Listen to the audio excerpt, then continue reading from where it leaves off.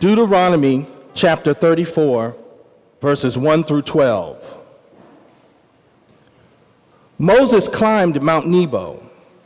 He went up from the plains of Moab to the highest slopes of Pisgah across from Jericho.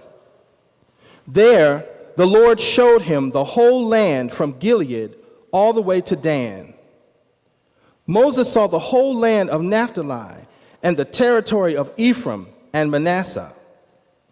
The Lord showed him the whole land of Judah all the way to the Mediterranean Sea.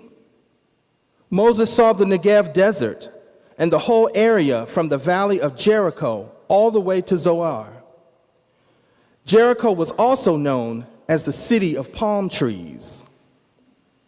Then the Lord spoke to Moses, saying, "This is the land I promised to Sarah and Abraham, to Rebekah and Isaac, and to Leah, Rachel, and Jacob. I told them, I will give this land to your children and their children. Moses, I have let you see it with your own eyes, but you will not go across the Jordan River to enter it."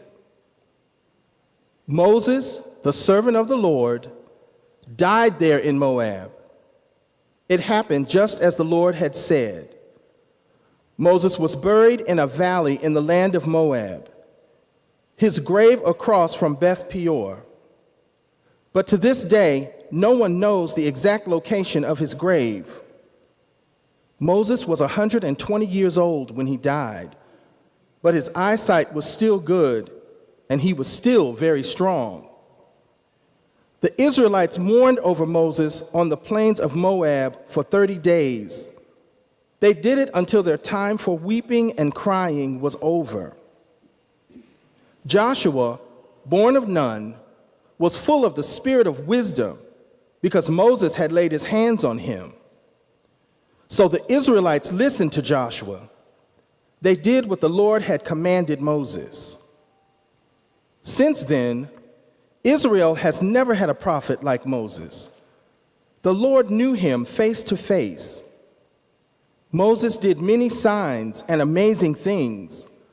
The Lord had sent him to do them in Egypt. Moses did them against Pharaoh, against all his officials, and against his whole land. No one has ever had the mighty power Moses had. No one has ever done the wonderful acts he did in the sight of all the Israelites. 1 Thessalonians chapter 2, verses 1 through 8.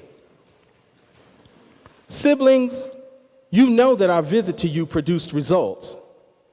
You know what happened earlier in the city of Philippi. We suffered, and people treated us very badly there. But God gave us the boldness to tell you good news. We preached to you even when people strongly opposed us. The appeal we make is based on truth. It comes from a pure heart. We are not trying to trick you. In fact, it is just the opposite. God has approved us to preach and has trusted us with the good news. We are not trying to please people. We want to please God, who reads our inmost thoughts.